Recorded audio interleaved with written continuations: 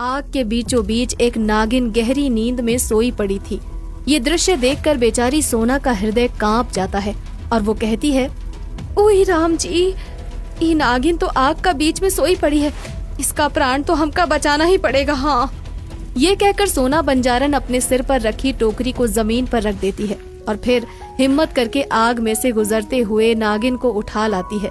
वो नागिन को झील के किनारे छोड़ते हुए कहती है, हेलो नागिन मैया, अब जहाँ जाना चाहो जा सकत हो, अब तुमरा जान को कोई खतरा नहीं है। हाँ, ये कहकर सोना जैसे ही अपनी टोकरी उठाने लगती है तभी नागिन एक सुंदर औरत का रूप ले लेती है और सोना ये देखकर दांतों तले उंगली दबा लेती है। ओए राम जी, तुम तो इच्छाधारी नागिन हो। हाँ, मैं एक इच्छाधारी नागिन हूँ। आज तूने इस आग से मेरे प्राण बचाकर मुझ पर बहुत बड़ा एहसान किया है, इसीलिए मैं तुमसे बहुत प्रसन्न हूँ और तुम्हें ये कांच की डिबिया देना चाहती हूँ। ये सुनकर सोना कहती है, ई डिबिया का हम का करेगी नागिन मैया? तुम जब जब इसका ढक्कन खोलोगी तब तब तुम्हें इसमें से एक चमकदार कीमती पत्थर मिलेगा।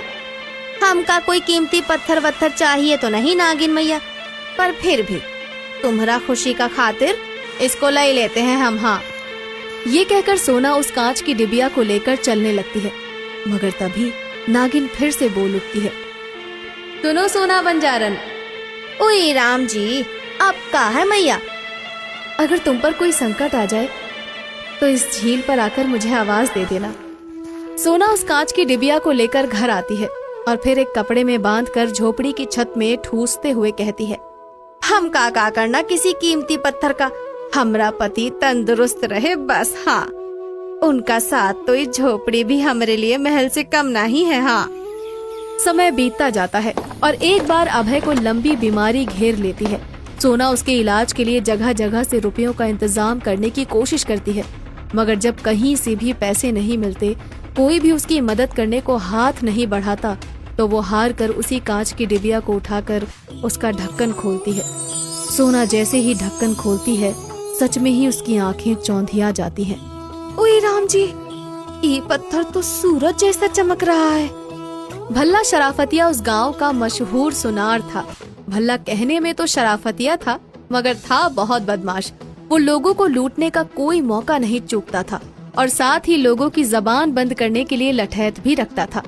सोना कीमती पत्थर लेकर उसके पास जाती है तो वो उस पत्थर को देखकर हैरान रह जाता है, मगर फिर खुद को संभालते हुए कहता है, कसम ईमानदारी की गरीब जमींदारी, इस पत्थर को तो मैं खरीद तो लूंगा, पर 1000-2000 से ज्यादा नहीं दे सकूंगा।